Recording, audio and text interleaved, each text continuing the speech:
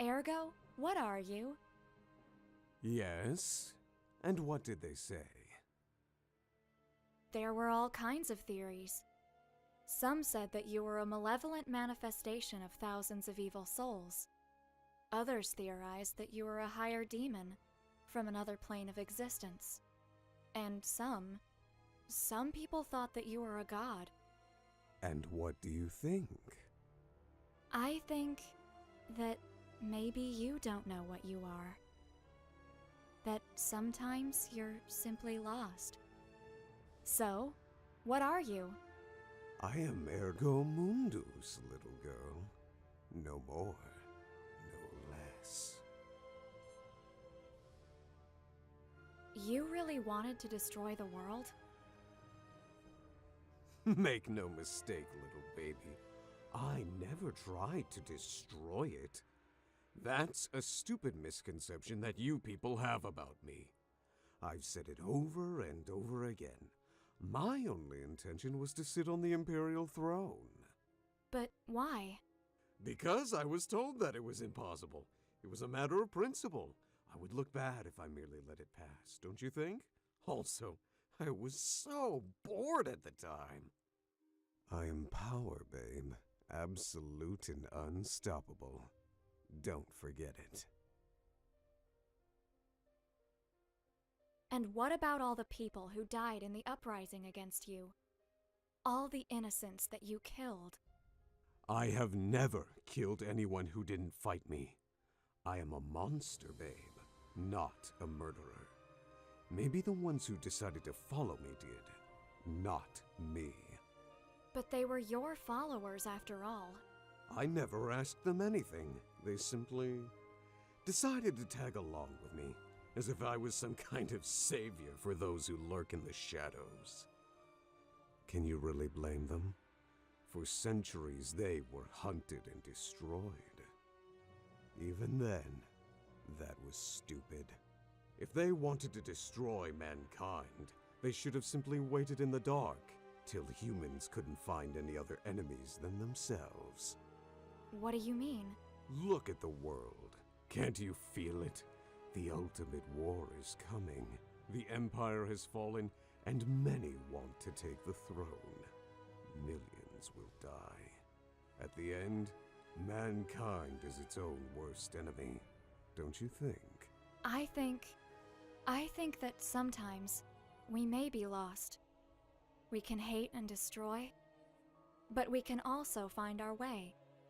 There is hope for us, Ergo. If you see the darkness, it's because there's light. Sometimes I think that you really are too nice for this job. That, or you're simply an idiot. Why did you take my name away? I did not. I mean, not because I wanted to. It is something that happens with all the people who sign a pact with me. My essence consumes something from you to link yourself with my power. It takes away a part of your existence. Other people forgot your name because, well, it's like that part of you never existed to begin with. And you? Do you know it? My name? Oh, maybe. Could you tell me what it is? No. How did you end up sealed in that book?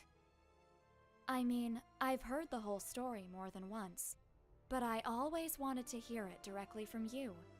Oh, come on. For real? What do you want to know that? It's an old story. I won't force you, but I am really curious. Centuries ago, soon after I appeared in the world, I fought against the Empire due to a little misunderstanding. When I was about to win, my body, my real form, was temporally shattered in a fight against the greatest agents of Nathaniel, the Empire, and the Church led by Elenii Grimoire. But it was pretty obvious for them that I couldn't be really destroyed. Ellie understood that it was just a matter of time until I would reform myself in a new body, and created a countermeasure against me. She put a part of me inside of this book, an ancient artifact full of seals made of her own blood, and tricked my spirit to go there. I was pretty confused in that moment, so I really fell for it. When I understood what was happening, my soul was already fused with this vessel, and her seals limited my power. And voila! I had become a book. Fun story? Thanks for telling me. Why do you work with Nathaniel? I mean, we are the ones who sealed you. Well, when I became a book, my movement and powers were quite restricted. Nathaniel could not destroy me. Even in this form, they never found a way to finish me for real. Especially because no one knows if I could simply reclaim my old body again. So, they decided to lock me down. During that time, the only one who visited me was Ellie, which made my confinement bearable. One day, when I was really bored, she came to me with a proposal. If I agreed to loan my powers to Nathaniel, I would be able to go back to the world, helping the organization to destroy things that could be a menace for everyone. That manipulative woman. I couldn't say no to her. You know very well the rest of the story. A catalyst was needed to use my powers, a human medium that could supervise my actions. For that reason, the first bearer of calamities was born, someone that would be able to use me, bonding with my essence. At least, that way I would be able to loosen up from time to time. But honestly, all the previous bearers were a bunch of assholes.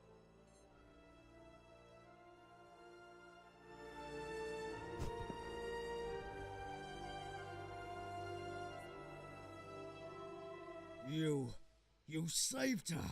You really did. I will find a way to reward you. Believe me.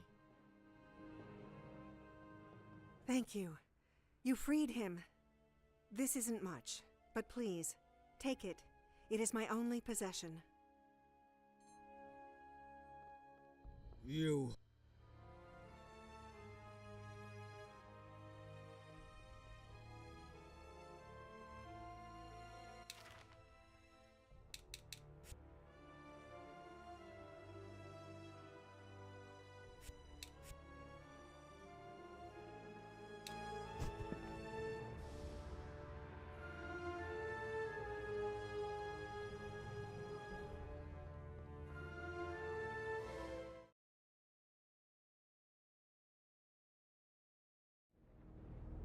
If that thing says something like, "It's dangerous to go alone," I will kill him.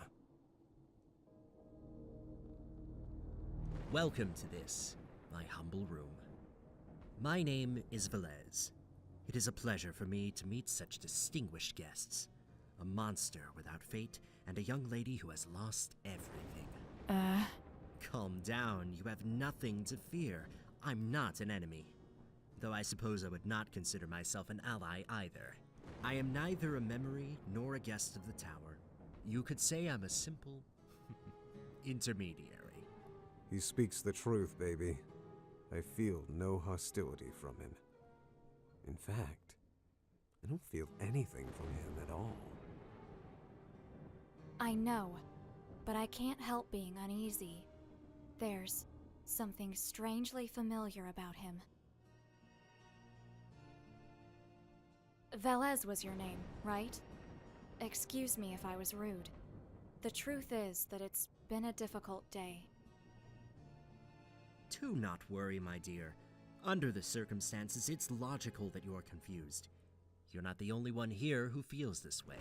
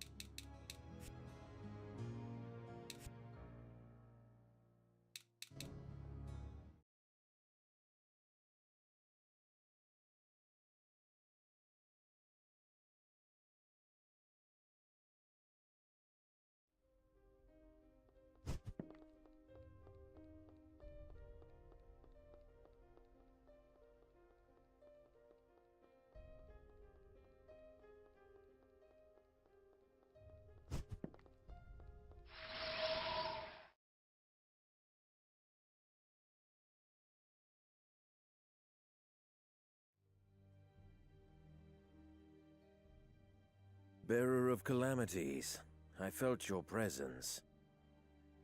Lord Romeo?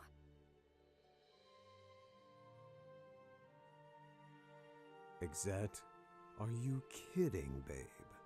The damn Supreme Inquisitor here? Shut up! I am outside the building. Our forces, our armies, Nathaniel, the Inquisition, they are all here. I used all my power to create this gap that allows us to communicate, but it is unstable. We must be brief. Milord, lady, she's dead. And the artifact is still missing. But it's just a matter of time before I... Silence. What is happening is much more serious than you think. Far more than any of us ever thought. Just one person predicted it. And now we're too late. The whole world is in chaos. Many of the rules of reality are breaking.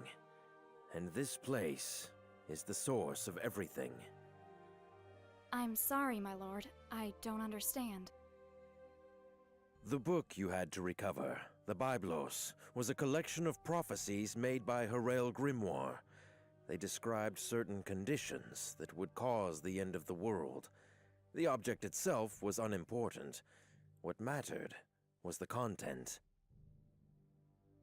According to her omens, when a certain number of unique entities were reunited, they would bring about the end of all existence. For centuries, we have called these creatures the Messengers of the End, a suitable name for those who are considered the harbingers of the world's destruction. However, we never exactly understood all the intricacies of the prophecy, nor were able to locate all of the messengers, until now. My lord? They are coming, Bearer of Calamities. Many are already here. This place is attracting the messengers to its core. We don't know how or why, but these creatures are meeting here for the first time. But we cannot enter. The tower is not in the same reality I am, where any of us are. Before me, there are only ruins and desolation. But you are already inside, which only means one thing. You are the last resort we have. You are my weapon, the darkness that devours darkness, my instrument of destruction. Find them, annihilate them, all of them, or the world will not see many more sunrises. We will try to stop them here before they arrive, but many will enter through the crevices between realities. Now go, Hunter of Shadows. You have much to do.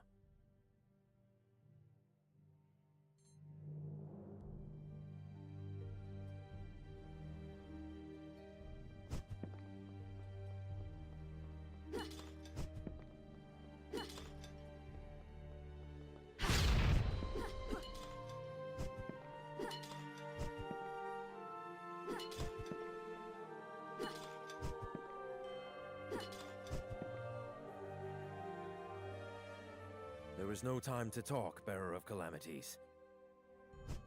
Romeo, Romeo, wherefore art thou, shithead Romeo?